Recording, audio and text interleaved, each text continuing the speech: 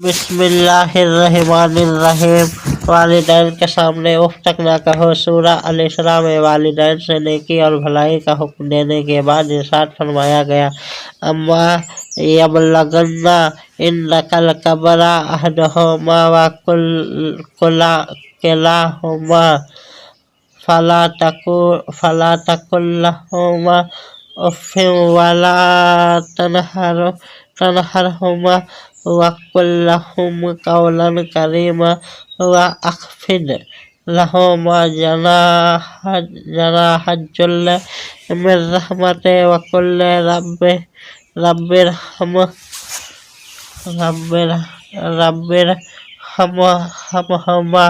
कमा रब्बयानी सगीरा।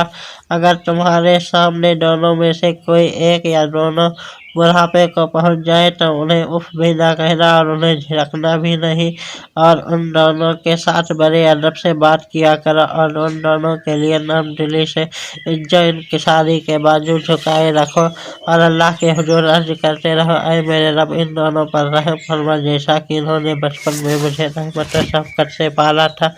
ये आयत वाज़ेह करती है कि अगर दोनों माँ बाप या दोनों में से कोई एक तुम्हारे सामने बुढ़ापे को पहुँच जाए तो फिर उन्हें उफ तक का कलमा भी कहने की मुमानात नहीं है, खा तुम्हें उनकी कोई बात पसंद आए या ना आए, और खा तुम्हारी तबीयत की वो कितनी ही नागवार क्यों न गुजरे, खबरदार तुम्हारी ज़बान से उनके लिए उफ तक कलमा न निकाले।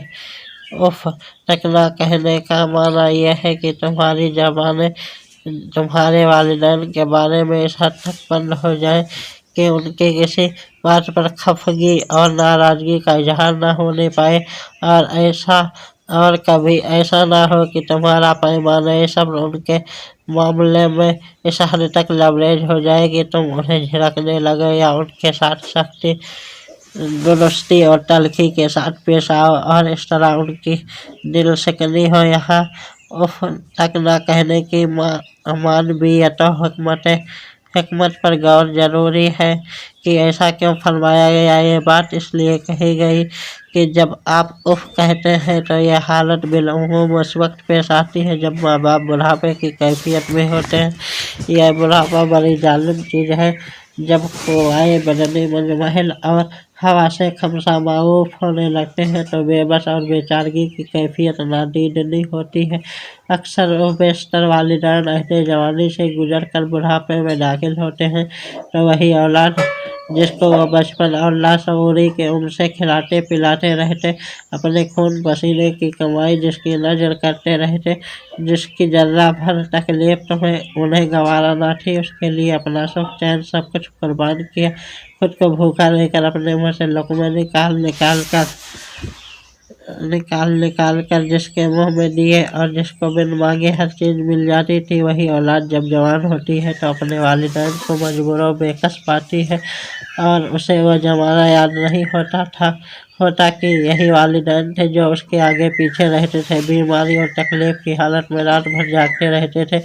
अपनी बिसात से बढ़कर उन्हें हर वह चीज़ मुहैया करते थे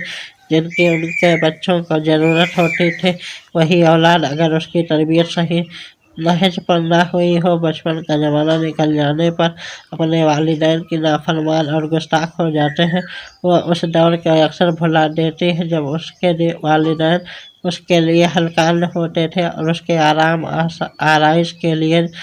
दकीका फरोगुजास्त नहीं करते थे।